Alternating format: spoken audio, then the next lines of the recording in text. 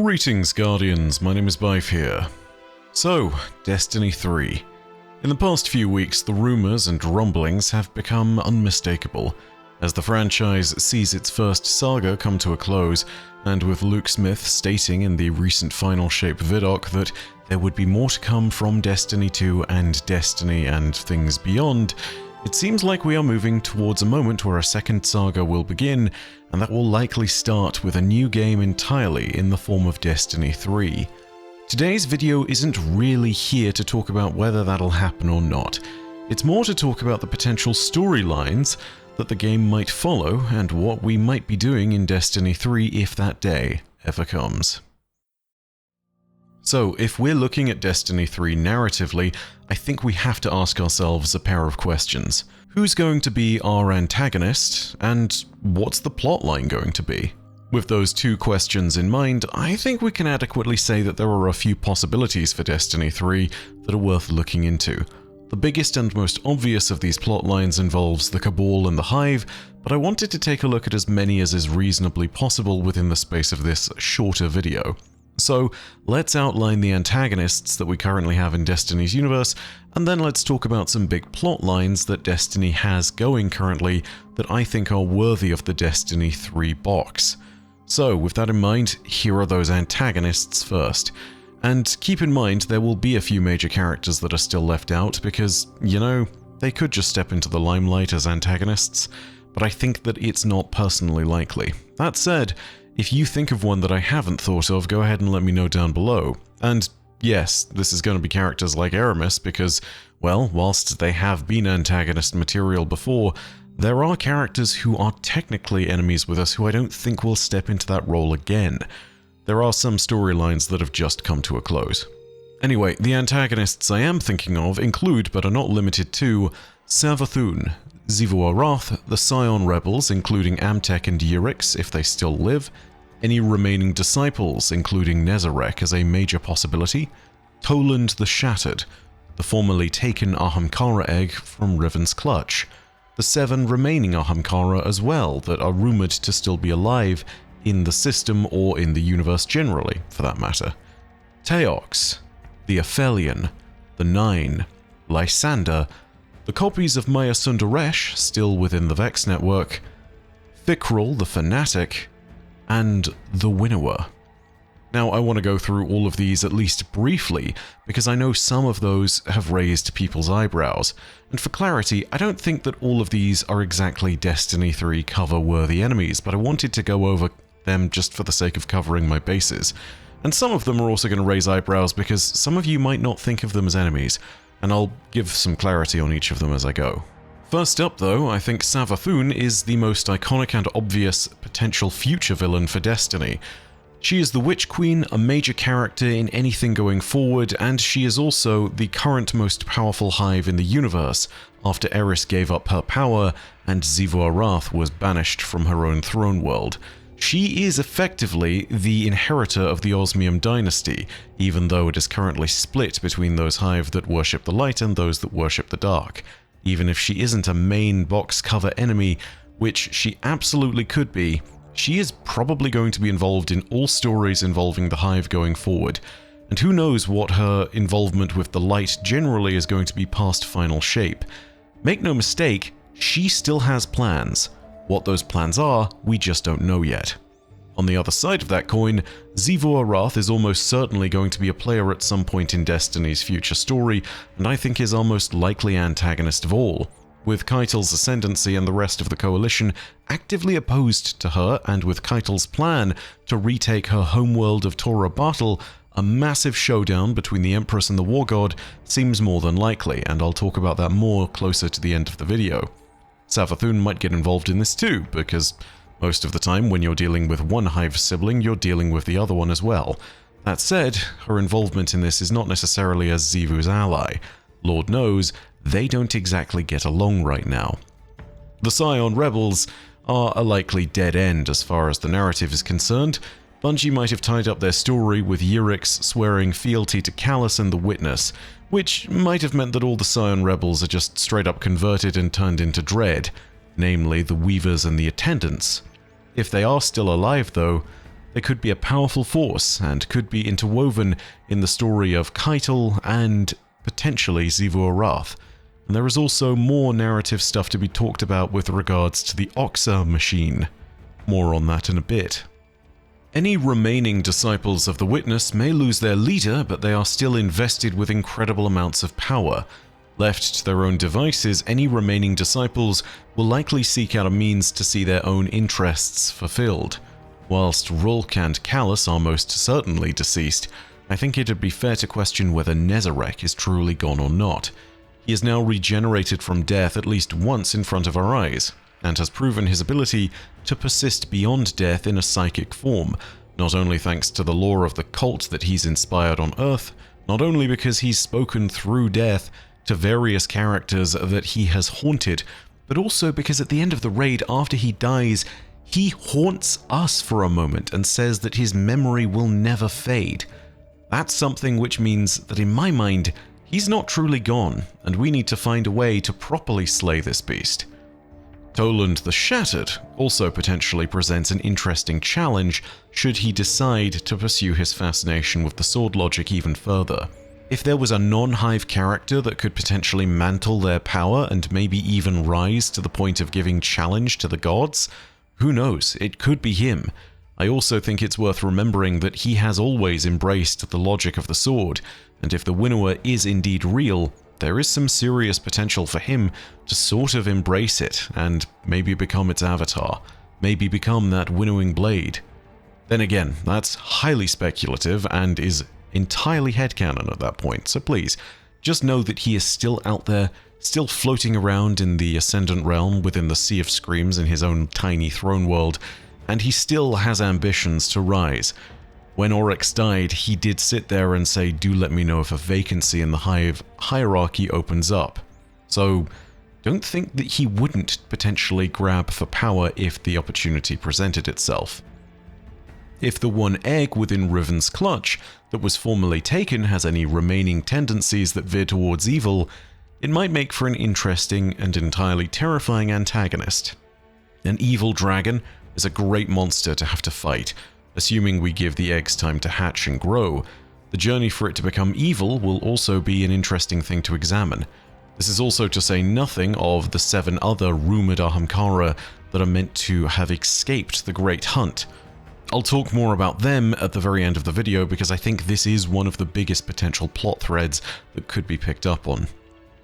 Teox is one of the lore community's favorite recurring mysteries, and if she's involved, there's almost certainly a story that has Savathun and Xivu Arath there as well. Not to mention the rumors of her being the Oxa machine that the Scions would make for another potentially interesting note. Whether she'd be an antagonist isn't clear, but it's worth remembering that we just don't know enough about her to truly assess what her position is, aside from her opposition to the Osmium dynasty, aka Savathun and Xivu Arath. For all we know, even a temporary armistice with Savathun, like the one that we've formed, might make us a target of her ire, and if that is the case, she could have reason to fight against us, if not through some finagled misunderstanding of our own intentions, then for a genuine fear of her own survival. The Aphelion are a mysterious paracausal killer of some kind that resides somewhere in the system. Not too much is known about them other than the wake of destruction they've left behind. This plotline would inevitably involve the Awoken as well, given their history of close Aphelion encounters. They're also potentially the closest thing Destiny has to an alien species that we've not truly encountered that could still threaten Guardians. We have no clue what an Aphelion is, other than the fact that it is some kind of predator, and we also have never seen one, so it's a blank canvas that Bungie could work with. The Nine are always mysterious. They are split into 2 factions, this much we know. Whilst one of them has been aiding us so that it continues its survival, there is another that has deliberately been trying to separate themselves from their dependence on us. To cut a long story very short, they need us in the universe in order to persist, and they don't like that. If the Witness wins in final shape, they will likely cease to exist, which is why they have a strong vested interest in ensuring their own survival. But beyond this, they almost certainly want independence, and they want the ability to become more real. So there is a possibility that the Nine might have some kind of negative agenda towards us. And I say this because they've inflicted harm on the denizens of this system before, and not just nobodies. They killed Sieur Ido, Mara Sov's lover, and they got away with it effectively. Mara knows she still needs to deal with them. She knows that they're a power in the system she can't necessarily punish. And Mara is crazy powerful. She is one of the most powerful beings in all of Destiny. So if Mara is not necessarily capable of punishing them, then you have a really strong idea of how terrifying the Nine might be as an antagonist. Lysander is one of my personal favorite ideas for a potential antagonist, and it's not because he's powerful, it's because he is a political enigma. Bungie rarely ever hints to him, but it's possible that he is the only human political enemy of the Last City that exists. Yes, there are those that want to raise the Last City, raiders and destroyers all abound, but Lysander is different. He tried to overthrow the government of the Last City, and he represents a different kind of threat. His recent skimmers that were offered during Guardian games were meant to be a peace offering, but I'm personally not one to trust to the word of a man who tried to overthrow a government from within. An insurrectionist human enemy might also provide some interesting narrative angles if appropriately partnered up with powerful forces. Though it has to be said, I'm really not sure that Lysander is Destiny 3 material. I just think that he is worthy of being brought up. The copies of Maya Sundaresh within the Vex network are likely to be a subject that's brought up in the Echoes episode Past Final Shape. Given that Maya's intriguing story on Neomuna, told through the Veil containment logs, and her eventual transformation into Lakshmi 2, shows a troubling progression of her character falling somewhat into madness, I think we can't ignore the potential plot threads that could emerge in the future, and what Maya might become with the power of the Vex potentially at her fingertips. Lakshmi may be dead and gone, but a few hundred copies of Maya Sundaresh live on, and any one of them could have changed, could be scheming, could be planning for something terrible. Fikrul the Fanatic is likely to be the subject of the Revenant episode after Final Shape, but his impact on the story is sure to be felt wherever the Scorn, and for that matter, Crow, and if he's able to escape the Pale Heart, Cayde, crop up. He is the only current leader of the Scorn that could rise to unite them, and more importantly than that, he's immortal and invincible. He can't die, he keeps resurrecting, which means we're about as stuck with him as we can be. Expect to see more of Fikrul until something else happens that truly does land him in a place where he cannot be resurrected. That much is certain. And finally, more intriguing than any possibility before it, the Winnower. The light and darkness is a subject that has been done to death, and I feel like the Winnower is definitely something that we're not going to see. The Winnower is also something which has very inconclusive lore about it. If the Winnower does exist, and it's still potentially locked in that perpetual battle with the Gardener, we are naturally going to be at odds with it. But 10,000 questions surrounding the potential of this character exist, and we also can't truly confirm its existence at this time. Now let me be really clear, there are tons of lore hints stating that the Winnower does exist. Unveiling leaves fewer questions than I think people believe, but assuming anything on this topic at this time is incorrect. It is unhelpful until we've seen what Final Shape truly says about the Winnower. If the Winnower was the front cover enemy of Destiny 3 though, expect something truly terrifying. So, those are a bunch of our potential antagonists who could potentially jump in for Destiny 3. But an antagonist is nothing without a story, it is nothing without a conflict, it's nothing without a thing that they want, it's nothing without a goal or an objective. What are the likely storylines for us to follow up on? Well, let's take a look at 3 of them. These I think are the most promising ideas as I see them, but I don't think they're the only ideas, and I'm sure that some of you will most certainly disagree with me on a few of them. If you have your own, leave them down below in the comments section, but as I see it, there are 3 storylines that are really worth pursuing. The first and most obvious one that I've mentioned before in this video is that of the Cabal and Hive going to war. This would be the reconquest of the Cabal homeworld of Toro Bartle. It is a massive showdown between the Hive of Xivu Arath and the Cabal of Keitel's Ascendancy, and it has been portrayed as a potential war that we're going to take part in for a long time. We know at very least that Lord Saladin is going to be making his way with the Cabal of Keitel's armies. He is one of their Valuses after all. But there are even more potential character implications for what goes on in the future. Keitel and Xivu Arath are center stage, but Savathûn, Teox, Eris, any loyalist Cabal remnants that still swore allegiance to Callus, the Scion rebels, any other conquered peoples of the Cabal, they could all have a part to play in this story. The battle between an Empress and a War God is tantalizing all on its own, and Bungie's been laying the groundwork in the background for it for a long time. I do think that it is a conflict that is worthy of a main game title, and it involves some amazing characters as well. Plus, you have your box art villain right there in the very name, the War God, Xivu Arath, and this would be the entrance that she clearly deserves. Oryx set the standard in Taken King, Savathûn raised the bar in Witch Queen. I think it is entirely par for the course for Xivu Arath, the Hive God of War, to be on the cover of Destiny 3. And there are so many further questions. For the first time ever, Xivu Arath is mortal, which means that her defeat is a real prospect for the Cabal. If Bungie likes to have a meaty enemy in terms of narrative and story, but one who can be defeated, and where a definitive pin can be put in their story forevermore, then Xivu Arath might just be it. And there are even more potential questions and moments that could arise from such an event. There are questions about how characters like Eris, Savathûn, and Toland might react. There are questions about what happens next for the Cabal.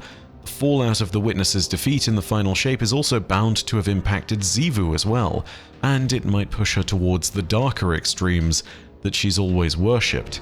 If we learn that the Winnower is real within Destiny 2's final shape, then maybe there is a darker tangle that emerges within Xivu's story, where she might find herself closer to it than she realized. But the Cabal storyline is just one potential avenue for a plot that could be pursued. It's here that I really want to turn back to the Disciples question, and this is our second potential plotline.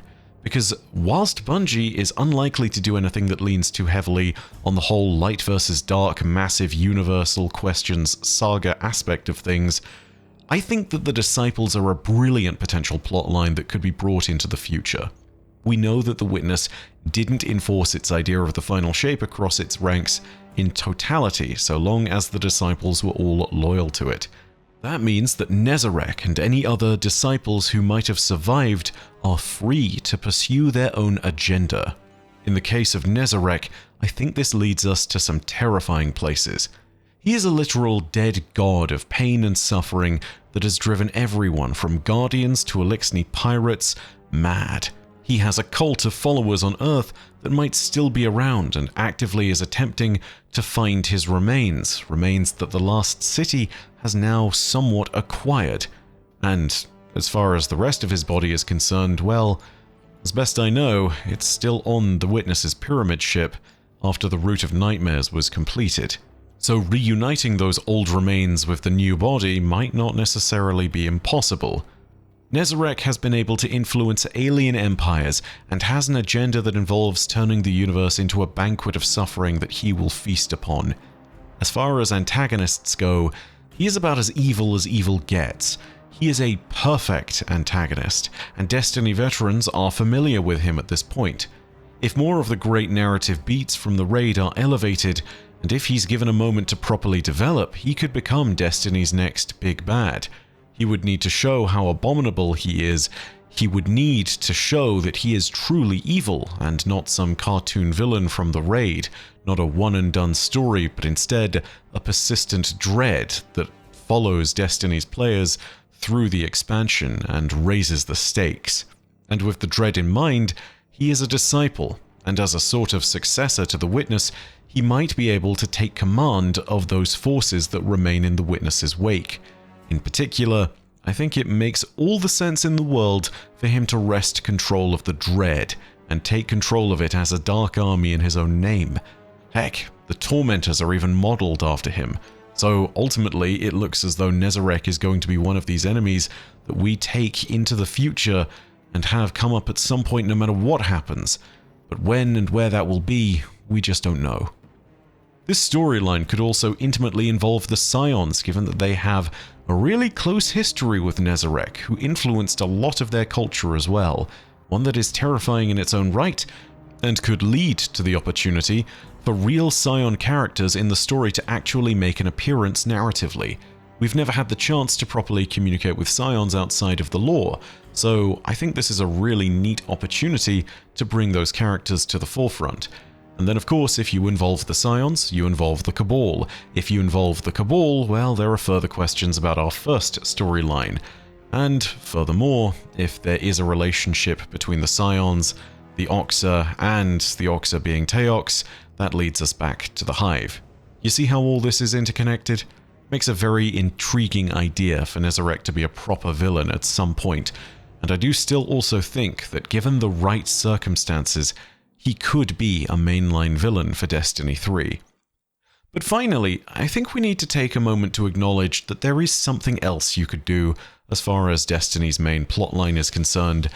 And yeah, this is very much a me thing, but I'm going to go ahead and throw it out there. Dragons are pretty cool. And I think Season of the Wish has been setting some stuff up for a grand potential story worthy of a third Destiny game, and it's something along the lines of the return of dragons. Dragons that are angry. Dragons that are looking for revenge.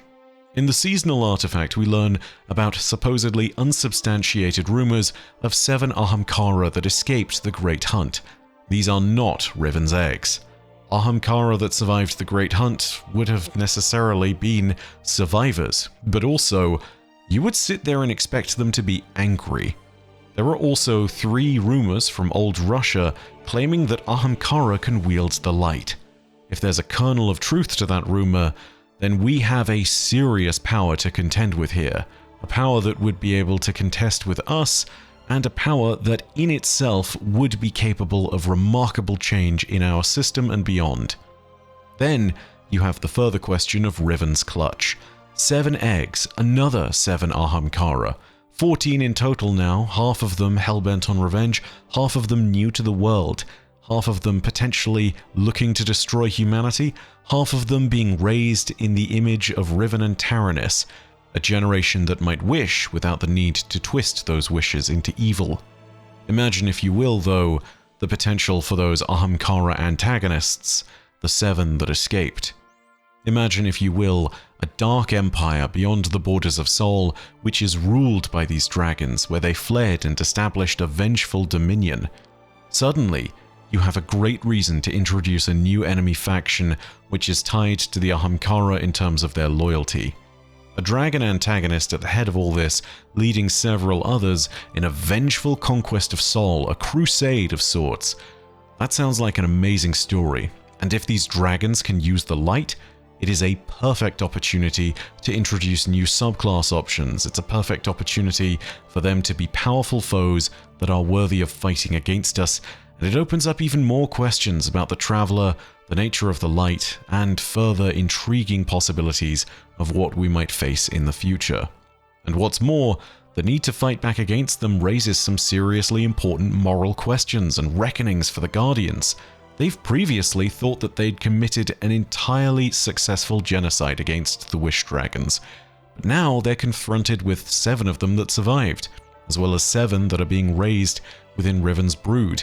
Killing any of them now becomes a complex moral question, and the idea that the dragons deserve to survive is one that will both be challenged yet again, and one that will be asserted with new complexity. In the middle of all this again, you have Riven's young brood, who represent a future for both sides, with one of them looking to teach them a better way similar to that of their father Taranis, and the other looking to emancipate them from the people who imprisoned or killed the rest of their species. It's a narrative that could involve the Awoken for sure, but it's also a potentially great story because, I mean, it's dragons, guys. It's freaking dragons. You can throw one on the cover and it's amazing. And as for the Ahamkara being, well, I mean, they're not your typical looking dragons. Who cares? In the lore, they are literally shapeshifters. A dragon has transformed into a more traditional Western dragon when fighting Lord Saladin, and that's because he wanted to fight a dragon. These dragons can wish themselves into whatever form they like. For all we care, they could appear literally as people. They could be 7 dragon emperors in the sense that they have simply changed themselves into immortal beings that never change and just present themselves as whatever species they might have discovered. They could just speak and present themselves as our allies, which could lead to an entire deception angle to the plot. Imagine them speaking honeyed words into our ears, with the only hint being the occasional, "Oh, guardian mine." A moment like that, where they're able to manipulate us from within or ensnare us with wish magic to facilitate plot hooks, is something that only an Ahamkara can do. Ahamkara are just a great plot device, and I think that the Season of the Wish hasn't really done them justice. Not completely, at least. Putting a dragon on the front cover of Destiny 3, in my mind, if done well, is a really easy proposition. Not to mention, 7 dragons survived. And if we know something about Bungie, it's that they are a big fan of the number 7. But all of this is just my speculation. What do you guys think? Is there something that you'd want to see as Destiny 3's main story hook? Do you reckon it's going to be the Cabal and the Hive fighting over Torobatl? Do you think it's time for an entirely new enemy faction, kind of like the Dread are? Do you think that it's time for us to leave the system? Do you think that there are locations we could go that are worthy of telling a whole new universe worth of stories in? Let me know down below in the comments section. If you want more Destiny lore, go ahead and hit subscribe and the bell next to subscribe to turn on those email notifications, and if you did enjoy this video, go ahead and leave a like, it really helps out with the algorithm. But as per usual, regardless of whether you do any of that or not, know that your viewership as always is quite enough for me, and that in the meantime my name is Byf. Horodacia ad Astra. I'll see you, Starside.